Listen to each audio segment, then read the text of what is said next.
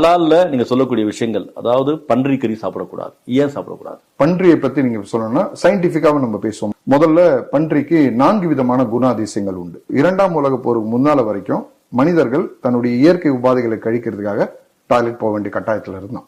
அப்படிதான் இருந்தது உலகம் ஆரம்பத்திலிருந்து கடைசி வரைக்கும். அப்போ 2ஆம் உலக போருக்கு பிறகு டாய்லெட் என்ற ஒரு கான்செப்டை உலக மக்கள் கொண்டு வராங்க. அப்போ இந்த மனிதனுடைய இயற்கை கழிவுகளை எடுக்கிறதுக்கு ஒரு உயிரினம் வேணும்னா இறைவன் அதை படைக்கிறார். அதனுடைய பர்பஸ் என்னன்னா என்விரான்மெண்ட் கிளீனர். மனிதன் செய்த உபாதைகளை கிளீன் பண்றது அதனுடைய ஜாப். மலத்தை உண்பது அதனுடைய பிரைமரி டாஸ்க். 2வது, உலகத்தில் உள்ள அனைத்து விலங்குகளும் தன்னுடைய கழிவை தானே சாப்பிடாது, பன்றியை தவிர. பன்றி மட்டுமே தன்னுடைய கழிவை தானே சாப்பிடும். 2வது அதுக்குள்ள கேரக்டரிஸ்டிக்ஸ். 3வது கேரக்டரிஸ்டிக்ஸ், அதுக்குள்ள உள்ள குடல் புழின்னு சொல்லக்கூடிய வார்ம் 1000 டிகிரி நீங்க செல்சியஸ்ல சூடுபடுத்தினாலும், கொதிநிலை கொண்டு வந்தாலும், இல்ல 10,000 டிகிரி நீங்க கொதிநிலை கொண்டு வந்தாலும் அந்த வார்ம்ஸ் அழியாது. அது குடலுக்குள்ள போச்சுன்னா அது குடல் புழுக்களாக மனிதனுக்கு உபாதைகள் ஏற்படுத்தும். ஒரே மிருகம் உலகத்துல சாப்பிட்டு 30 நிமிடங்கள்ல செரிமானம் ஆயிடும். மற்றதுக்கெல்லாம் 4 மணி நேரம் தேவைப்படுது. மனிதனுக்கெல்லாம் செரிமானம் ஆகிறதுக்கு 4 மணி நேரம் ஆகும். ஆனா இது மட்டுமே 30 நிமிடத்துல அதனுடைய கழிவுகள் கொண்டு வந்துடும். அப்ப அதனுடைய எக்ஸஸ் உள்ள அன்வான்ட் பாக்டீரியாஸ் எல்லாமே ஃபேட்ல போயிட்டு ஸ்டோரேஜ் ஆயிடும்.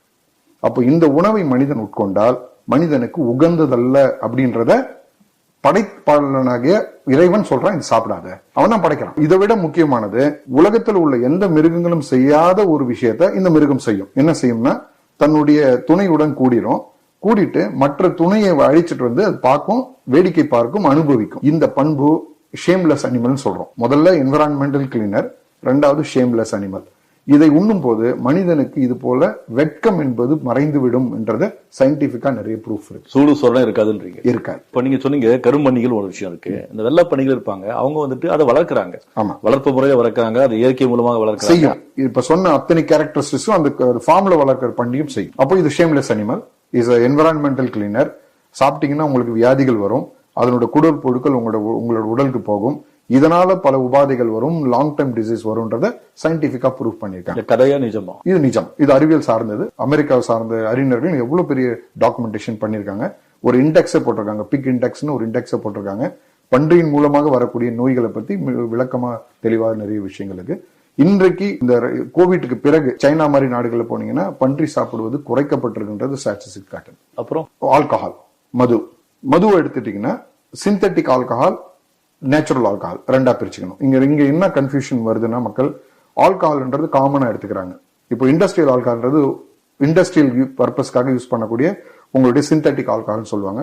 அது எத்தனாலா இருக்கலாம், மெத்தனாலா இருக்கலாம். அதை நீங்க சாப்பிட்டு குடிச்சீங்கன்னா இறந்துருவீங்க. ஆனா இந்த ஆல்கஹால் ஒரு கிரேப் ஜூஸ்ல இருந்து வரும்போது அது கிரேப் ஜூஸ். அதே கிரேப் ஜூஸை 10 நாளோ ஒரு 20 நாளோ பூமி கடல் போச்சுன்னா அது பேர் வைன். அப்போ ஒரு ஹலாலான பொருள், இயற்கையான பொருள் ஹராமான ஸ்டேட்டஸ்க்கு மாறுது. அப்போ அதே வைனை இன்னொரு ப்ராசஸ்க்கு உட்படுத்தீங்கன்னா அது வினிகரா மாறுது. திருப்பி ஹலால் சார்ந்தது ஹராமா மாறுது, ஹராம்ல இருந்து திருப்பி அது ஹலாலா மாறுது. அப்போ 3 ஸ்டேட்டஸ். இது பேர் ஆல்கஹால். அது உட்கொண்டால் இன்டாக்சிகேஷன், போதை வரும். போதை வரும் அறுதித்து பொருட்களும் தடுக்கப்பட்டது. பன்றி சார்ந்த உணவுகள், பன்றி சார்ந்த உணவுகள், சரி, ஆல்கஹால், அப்புறம் இறந்தது சார்ந்த உணவுகள், இறந்த மாடு, இறந்த விலங்கினம், எந்த விலங்கினமா இருக்கட்டும், அப்புறம் தடுக்கப்பட்ட விலங்கினங்கள். தடுக்கப்பட்டதுன்றது பாதுகாக்கப்பட்ட விலங்குகள் கூட சொல்லலாம். உங்களுக்கு உதாரணத்துக்கு லேமனுக்கு புரியுற மாதிரி சொல்றேன். 4 விதமான உயிரினங்கள் இந்த உலகத்துல இறைவன் படைக்கிறான். முதல் விதமான உயிரினங்கள் 4 கால் பிராணி. 4 கால் பிராணிகள்ல எந்த விலங்கு தன்னுடைய முதல் முட்டி கால்களை போட்டு பூமியில உட்காருதோ இதெல்லாம் உண்பதற்கு உகந்த உணவு. எந்த விலங்கு 4 கால் விலங்கு பின்னங்கால்களை பின்னால போயிட்டு உட்காருதோ இதெல்லாம் மனிதனுக்கு உகந்த உணவு இல்ல. யானை பின்னாலதான் உட்காரும். இந்த யானையை யாராவது சாப்பிட்டது கேள்விப்பட்டிருக்கீங்களா? யானை கறி விற்கிறத கேள்விப்பட்டீங்களா? ஏன்னா பாதுகாக்கப்பட்ட விலங்குகள் இருக்கு. பாதுகாக்கப்பட்ட விலங்குகள் எல்லாமே தடுக்கப்பட்ட விலங்கு லிஸ்ட்ல இஸ்லாம் சேர்க்குது. அப்போ பின்னங்கால்களை போட்டு நாய் பின்னாலதான் உட்காரும். இதெல்லாம் பின்னங்கால்களை பின்னால போட்டு உட்காருதோ இந்த விலங்குகள் எல்லாமே இஸ்லாம்ல தடுக்கப்பட்டது. இஸ்லாம்னா மனித குலத்துக்கு தடுக்கப்பட்டது. அதனால வியாதிகள் வரும். அதான் புலால் உண்ணிகள், அதனுடைய பற்கள் கூரிய பற்கள் ஒரு விலங்கை அடித்து இன்னொரு வேட்டையாடி சாப்பிடும். அப்படி சாப்பிடும் போது அந்த மாமிசத்தை நீங்க சாப்பிட்டீங்கன்னா அது உங்களுக்கு உடல் உபாதைகளை கொண்டு வரும். அழிக்கப்பட்ட விலங்கு லிஸ்ட்ல சேர்க்கப்பட்டிருக்கு. இன்னைக்கு அது நீங்க சாப்பிட்டீங்கன்னா ஒரு 10 வருஷத்துல உலகத்துல அந்த விலங்குகளே இல்லாம போயிடும். பறவைகள், ஓகே. அடுத்து பறவைகள். எது எல்லாம் தன் அலகால கொத்தி கொத்தி சாப்பிடுதோ அதெல்லாம் ஆகுமானது. எது எல்லாம் கால்களால் பிடித்துக்கொண்டு அலகால இழுத்து இருக்கோ அது எல்லாமே தடுக்கப்பட்டது. ஏன்? அதான் அதுவும் புலால் ஊனிகள். கழுகு ஒரு இரையை எடுக்கும், இரையை காலால புடிச்சுக்கும், தன்னுடைய அலகால கொத்தி எடுக்கும். இது தடுக்கப்பட்ட விலங்கு. காகம் புலால் ஊனி. அது தவிர்த்து ஒரு கோழியோ இதெல்லாம் கொத்தி கொத்தி தன்னோட உணவு எடுத்துக்கும். இதெல்லாம் ஆகுமானது, மனிதனுக்கு உகந்தது. சரி, இப்போ ஹலால் 2 இருக்கு. இன்செக்ட்னு சொல்லக்கூடிய பூச்சினங்கள். பூச்சினங்கள்ல அனைத்துமே தடுக்கப்பட்டது எக்ஸப்ட் வெட்டுக்கிளி.